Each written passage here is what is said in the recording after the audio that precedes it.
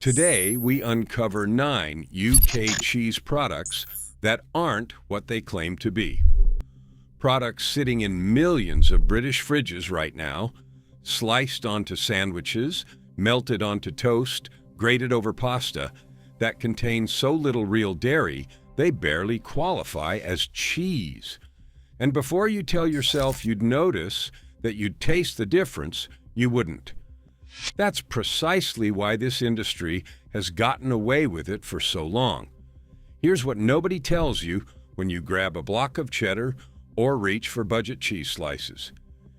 UK food law allows manufacturers to sell something called a cheese analogue, made with vegetable oil, starch, emulsifiers, and artificial flavorings.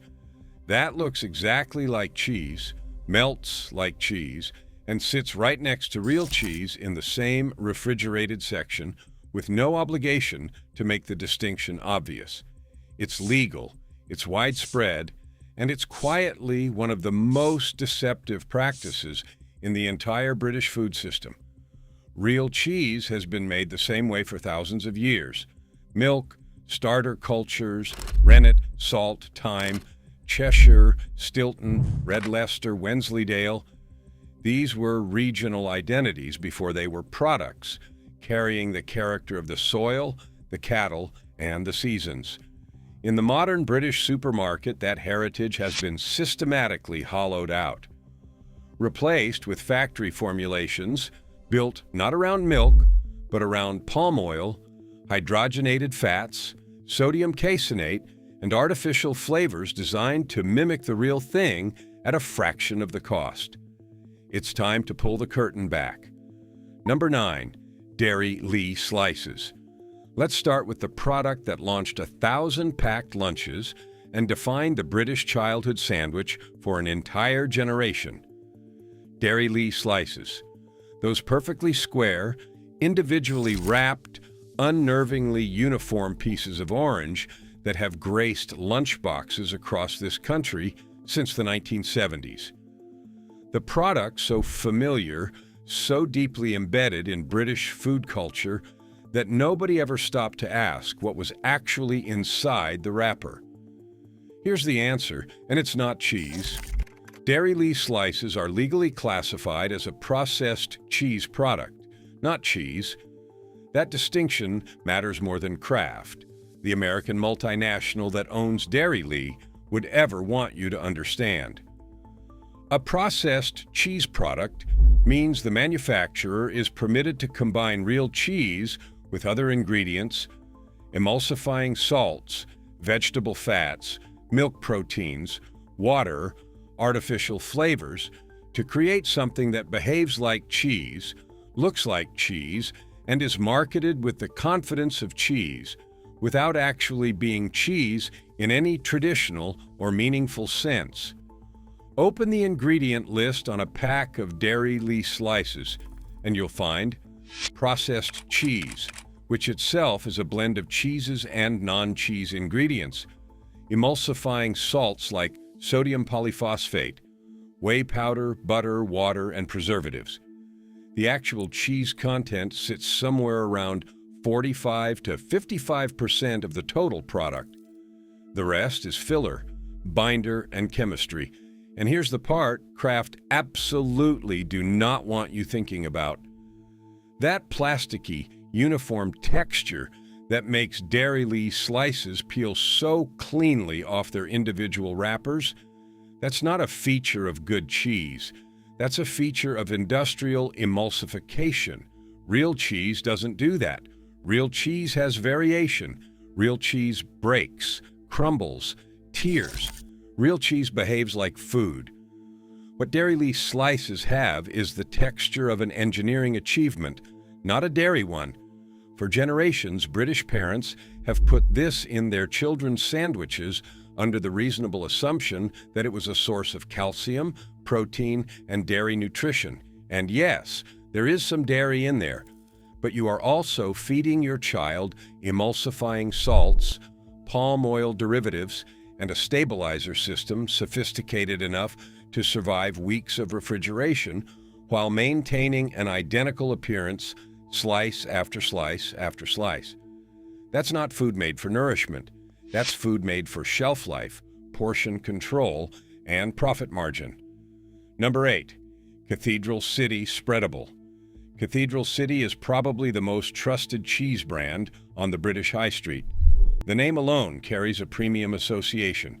The branding is confident and clean, and the core Cathedral City cheddar block, while mass-produced, does at least contain real cheddar. But Cathedral City Spreadable is a different product entirely, and the brand is counting on you to trust the name without reading the label. Look at the ingredients. The first thing listed after water is vegetable oil. Not cream, not dairy fat, not milk, vegetable oil. Which means in Cathedral City Spreadable, vegetable oil is a primary ingredient, outweighing the actual cheese content by formulation. The cheese solids, sodium caseinate, skimmed milk powder, a percentage of actual cheddar, come later in the list, meaning they're present in smaller quantities than the fats and emulsifiers holding this product together. This is a cheese-flavored spread built on a vegetable oil base, with cheese-derived proteins added back in to justify the branding. Compare that with how a real cheese spread is made. You take soft cheese, full-fat cream, real cheddar. You blend them together, you add a pinch of salt. The result is rich, dense, unmistakably dairy. It tastes like something that came from a cow, because it did. Cathedral City Spreadable does not taste like that.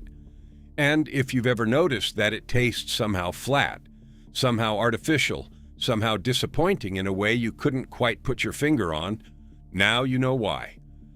The flavor profile is being carried by artificial cheese, flavoring, and added salt to compensate for the fact that the real dairy content isn't doing the job on its own.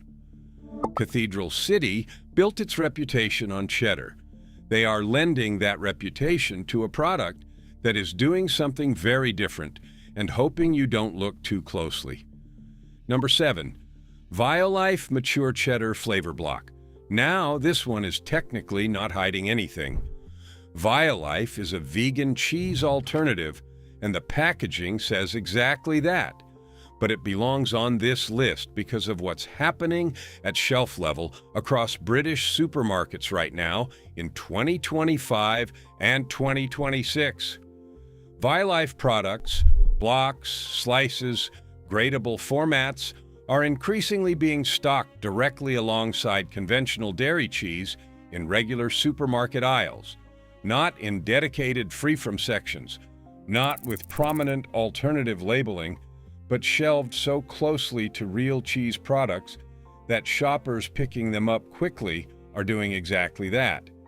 Picking them up quickly without realizing they've reached for something with zero dairy content whatsoever. The ingredient list for Violife Mature Cheddar Flavor Block reads water, coconut oil, modified starch, sea salt, olive oil, natural flavorings, and various vitamins. There is no milk. There is no cream. There is no animal protein of any kind. The entire structure of the product is built on coconut oil and starch. The flavor is artificial. None of that is a problem if you are vegan or lactose intolerant and you're making an informed choice. This product is doing exactly what it says it does on the label. The problem is the shelf placement, the block format, the orange coloring, the branding language, mature, cheddar flavor, all of which are designed to sit visually alongside real cheese blocks and benefit from consumer confusion at the point of purchase. Families picking up what they believe is a standard block of cheddar for a cheese toastie, for a pasta bake, for a Plowman's, and getting home to find that what they've bought melts into a greasy, stretchy, disconcertingly odorless pool. That's not a transparent marketplace. That's a shelving strategy. Number 6. Tesco mild cheese slices. Back to the processed slice category, and this time it's Tesco's own brand version of the format Dairylea pioneered. And while Dairylea at least has decades of brand recognition and a level of consumer awareness about what it is, Tesco mild cheese slices sit in a more ambiguous space. They look, at a glance, like actual cheese. They're not wrapped individually in theatrical foil. They're presented in a format that implies simple, straightforward sliced cheese. They are not simple, straightforward sliced cheese. The cheese content in Tesco mild cheese slices runs at around 40%. The remaining 60% of what you're eating is water, vegetable fat, whey protein concentrate, emulsifying salts, and preservatives. The product qualifies under UK law as a cheese slice product, not as cheese. Here's what makes this particularly cynical. Tesco simultaneously stocks genuine sliced cheese products, blocks of real cheddar or red Leicester sliced in store or pre-packed with 100% cheese content at prices only marginally higher than these processed slices. The price differential that supposedly justifies buying the processed version over the real one is, in reality, negligible. You're not saving meaningful money. You're getting a product that's 60% filler and believing you've made a practical, budget-conscious choice. And the nutritional implications are real. The calcium content of processed cheese products is significantly lower per gram than real cheese because calcium is naturally present in dairy fat and protein, both of which have been diluted or partially replaced in the processed version. If you're buying cheese slices because you believe your children are getting dairy calcium, you are getting considerably less of it per slice than the packaging encourages you to assume. Number 5. The Laughing Cow Original. The Laughing Cow has been smiling from the side of a red wax wheel since 1921. It is one of the most internationally recognized food brands in existence. And in the UK, it's positioned as a children's lunchbox staple, a snacking product, something light, fun, wholesome, and associated with dairy goodness. Open a Laughing Cow Original triangle, and you are opening something that is, in legal terms, a processed cheese product with a cheese content of approximately 27%. 27% in a product marketed as cheese, sold in a dairy format, associated in every piece of branding with cows and cream and pastoral abundance. The other 73% is water, butter, milk proteins, skimmed milk powder, whey, emulsifying salts, and a preservative system. The calories largely come not from the cheese fat you'd expect in dairy, but from a combination of dairy and non-dairy fats bound together with phosphate salts. The Laughing Cow Original has 27% cheese content. That means when you peel back that silver foil and hand that triangle to your child, believing you're giving them a serving of dairy nutrition, you are primarily giving them water and emulsifying agents, with a quarter of the product being cheese. This is a product that has weaponized its own cheerfulness. The cartoon cow, the foil wheel, the fun portion format, all of it creates an emotional association with real, wholesome dairy that the ingredient list does not remotely support, and they've been getting away with it for over 100 years. Number 4. Anchor Spreadable. Anchor is a New Zealand dairy brand with a strong reputation built on genuine dairy credentials. Their butter is real butter, their cream is real cream. The Anchor name in the UK carries associations of quality, grass-fed cows, and honest dairy, which is precisely why Anchor Spreadable belongs on this list. Because it is leveraging a reputation built on real dairy to sell a product that is substantially not real dairy. Check the ingredients on a tub of Anchor Spreadable. The first 2 ingredients are butter and rapeseed oil. The rapeseed oil is there because real butter on its own doesn't spread from the fridge. That's a physical property of actual dairy fat. It's firm when cold because it's the real thing. So in order to make a product that spreads easily straight from the fridge at dairy temperatures, something you might assume is a characteristic of a quality product. Manufacturers blend in vegetable oil, which remains liquid at lower temperatures and creates that soft, spreadable consistency you've been conditioned to prefer.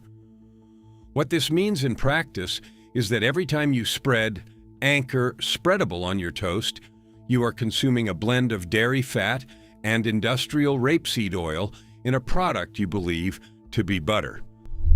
The rapeseed oil content typically sits at around 20 to 25% of the total product. It's not butter. It's a butter and vegetable oil hybrid, and the branding makes absolutely no effort to communicate that distinction. The comparison that should alarm you is this: Real Butter, Anchor's own real butter block, Kerrygold, Yo Valley Organic, contains one ingredient: cream, sometimes salt. That's it. One ingredient versus a product with vegetable oil, emulsifiers, and milk proteins blended and stabilized. Both are sold under the Anchor name.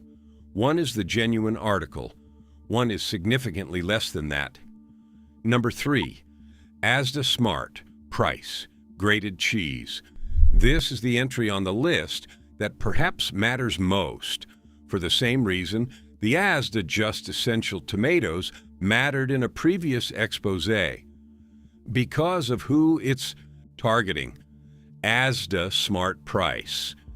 Grated cheese is positioned at the absolute budget end of the supermarket shelf. It's the product aimed at families watching every penny, people who genuinely cannot afford to spend more on groceries, who are making careful decisions at the checkout, and who deserve transparency more than anyone else in this transaction. Here's what they're getting instead: Asda Smart Price. Grated cheese is not cheese.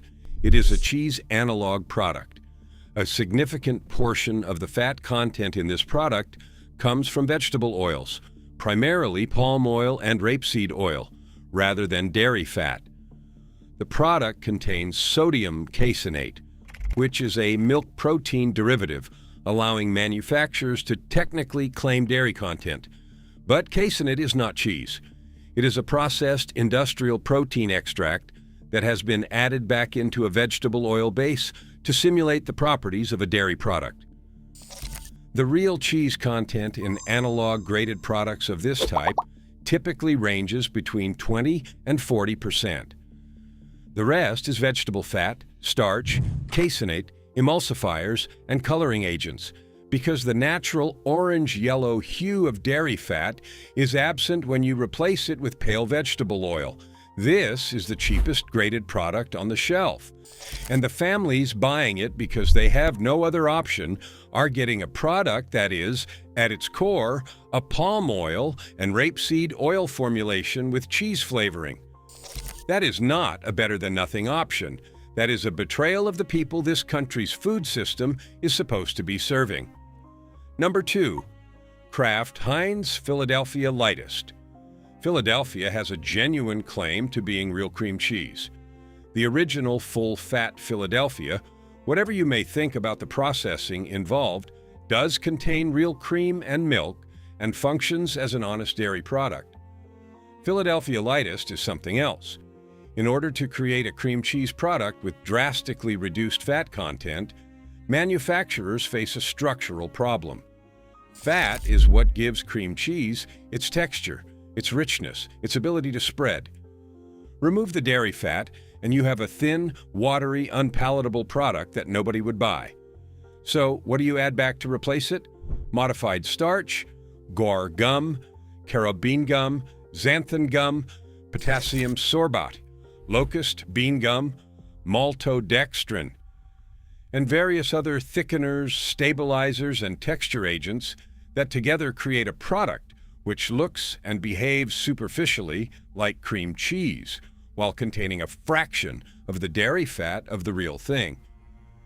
The cheese content of Philadelphia Lightest, the actual dairy component, is dramatically lower than the original. The calories have gone down, yes, but what's replaced, The dairy fat is a sophisticated industrial thickening system that your great-grandmother wouldn't recognize as food. And here's what the marketing doesn't tell you. Multiple studies on reduced-fat dairy alternatives have found that the satiety effect of full-fat dairy, the feeling of being genuinely full and satisfied, is substantially reduced when the fat is replaced with starch-based thickeners.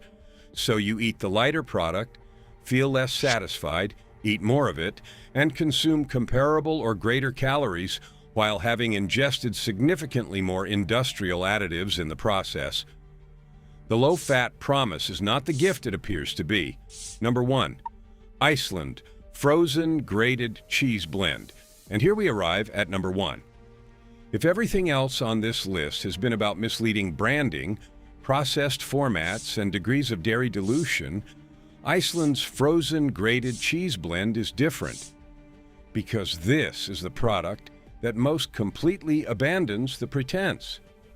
Iceland's Frozen Grated Cheese Blend is a cheese analog product sold to British families on a weekly basis as a direct substitute for real grated cheese. It appears in freezer aisles, it comes in bulk bags, it is positioned as an economical choice for people who cook regularly and need grated cheese for pizzas, pasta bakes, lasagnas, and gratins. The vegetable oil content of products in this category, and Iceland's blend is among the most egregious examples, can constitute over 50% of the total fat content.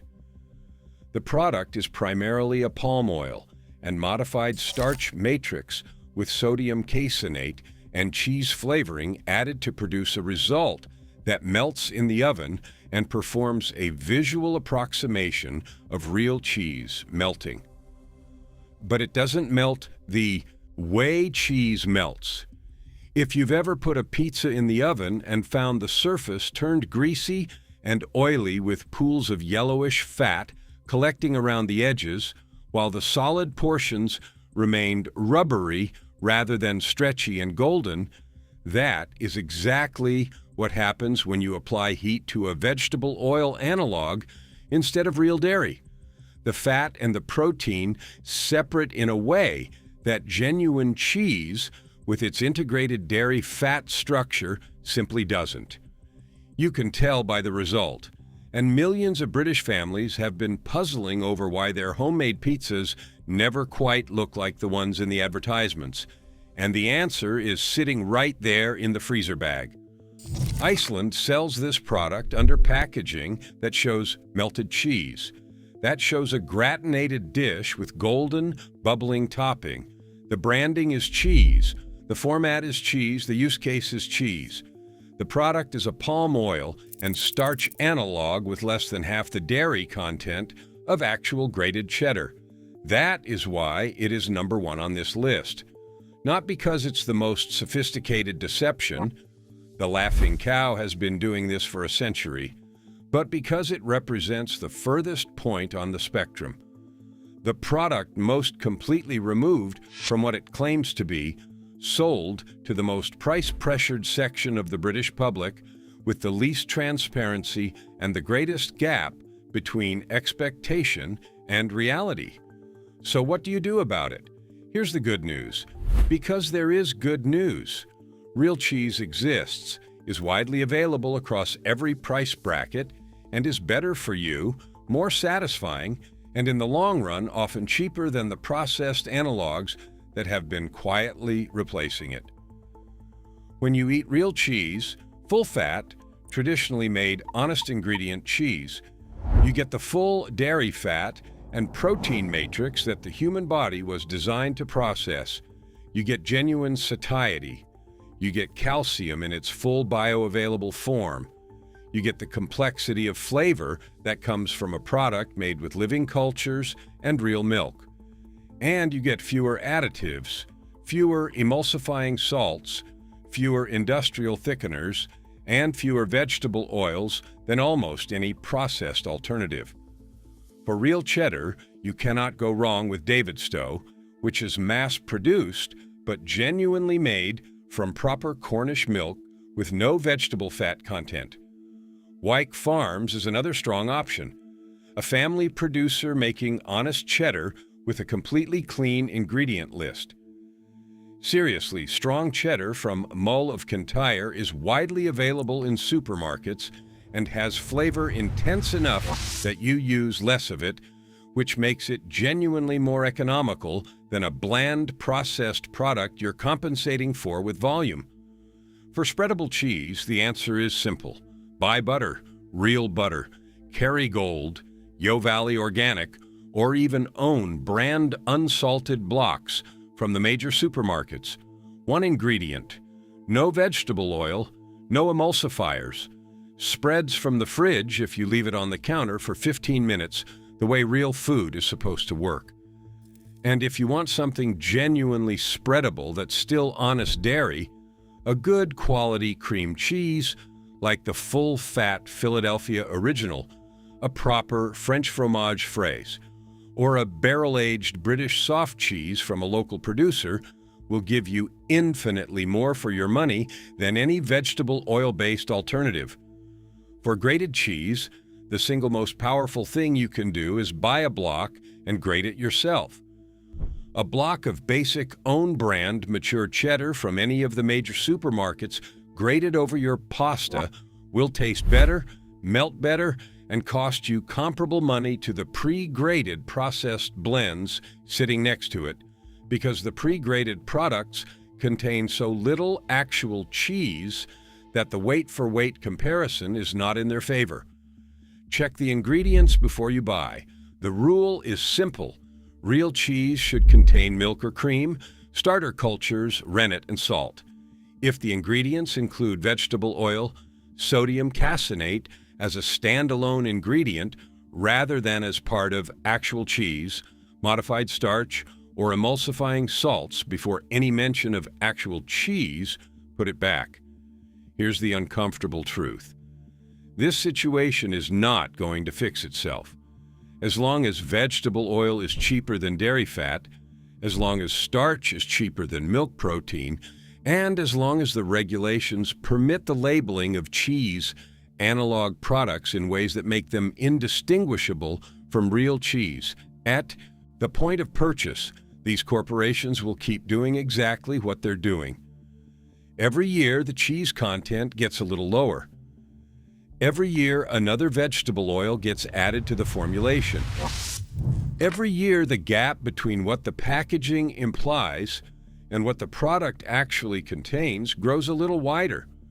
Not because it makes the food better, not because it nourishes British families, but because it boosts margins, extends shelf life, reduces raw material costs, and keeps these companies competitive in a race to the bottom where the British public is the one losing. What we've built in this country is a food system that took one of the oldest and most honest products in human history, milk, cultures, thyme, and systematically industrialized it until what sits in the chiller cabinet is, in too many cases, a palm oil product in a cheese-shaped wrapper. Your grandparents' cheese had one ingredient, milk. The question isn't why the industry changed. It always follows the money. The question is whether we're going to keep rewarding it. Because the moment enough of us start reading labels, start choosing blocks over slices, start paying a few pence more for the product with a clean ingredient list, that's the moment the industry has to respond. They track every single purchase.